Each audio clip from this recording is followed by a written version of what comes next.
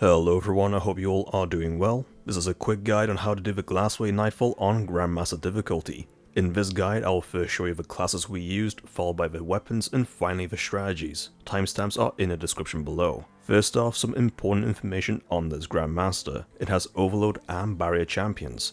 It says there are 3 shield types, however we only ever encountered Arc and Solar, with Arc being the most popular. The burn is void, so weapons with that elemental type will do extra damage. Vandals also drop blinding mines, so weapons with the dragonfly perk on them will make short work of the mines. Now for classes, we had a warlock running stasis for ad control combined with Eye of Neverworld helmet to increase ability regen. If you want, run Osmiomancy gauntlets to get additional stasis turrets. We had 2 hunters, one of which also ran stasis for ad control combined with renewal grasps for improved dusk field grenades. Our second hunter ran Mobius Quiver for DPS combined with Omnioculus chest armor for unlimited invis grenades. Moving on to weapons, the Warlock and the Invis Hunter both ran an Arbalist for stunning barriers, a bow for stunning overloads, and a heavy linear for DPS. The Stasis Hunter ran a fusion rifle for ad clears, a bow for overloads, and a heavy linear for DPS. Now for mods, starting with your class item. None of us were running Arc, so the only seasonal mod to run is Sundering Glare, which can come in handy since all of us have bows for long range fighting. For leg armor, run some scavenger mods. For your chest armor you can run Void Resist, but you'll be better off with a Sniper Resist as there are plenty of them. Also have a Concussive Dampener to help against the boss and wyverns. For gauntlets, don't forget your champion mods, and finally for the helmet, make sure to have ammo finder mods on. Remember, these loadouts are just examples of what worked for us, and you don't need specific weapons. Either copy the loadouts or use them to make your own.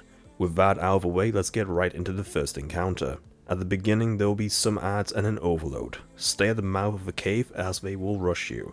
Move further up until you get to the next room, but do not jump down into the room because it will spawn a barrier. Instead, stay at the top and take out the wretches that will rush you and then the overload that is inside the room. Once dealt with, jump down and it will spawn the next wave of ads along with a barrier. By forcing the barrier to spawn last, you are preventing it from protecting the overload, which in turn saves you time and lives. You're going to use this same tactic in the next 2 rooms.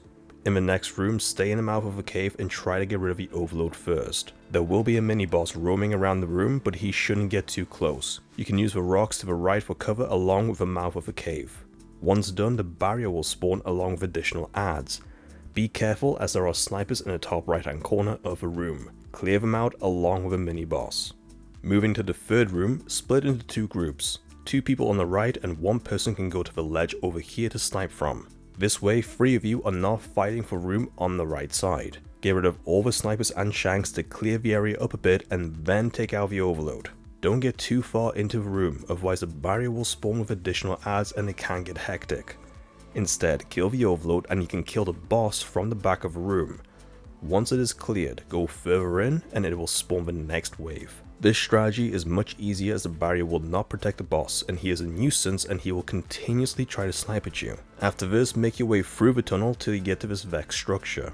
All over the structure there will be shanks, dregs, regular vandals and sniper vandals along with 2 overloads. Stay at the front of the room and rotate around the left side.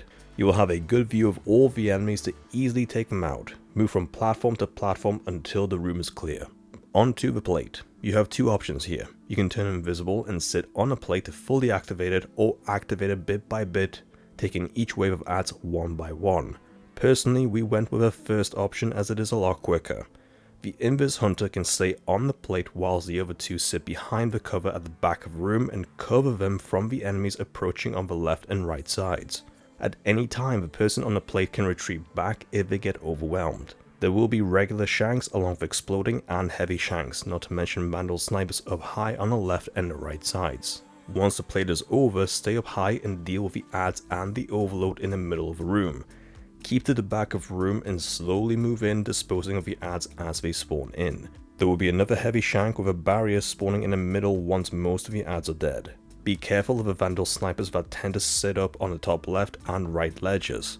Once most of the ads are dead though, and you are further into the room, the vandal snipers will jump down to the back of a room. Now onto the boss room.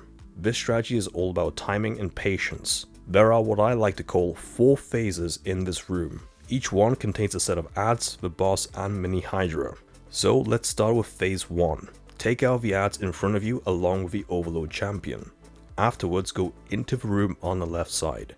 You'll be staying in this room the whole time, and here is how. A Hydra boss, mini Hydra, adds, wyverns, and 2 overloads will spawn. The room has 3 entry points on the left, middle, and right side. Try your best to stay in the middle, and the adds will be lured into this nice narrow hallway where you can easily dispose of them with your supers and grenades.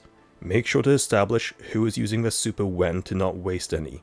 Every so often, one of the overlords or goblins might make their way around to the left or the right side, so have one person on overwatch. Once all the adds are gone, lower the mini Hydra health until it teleports.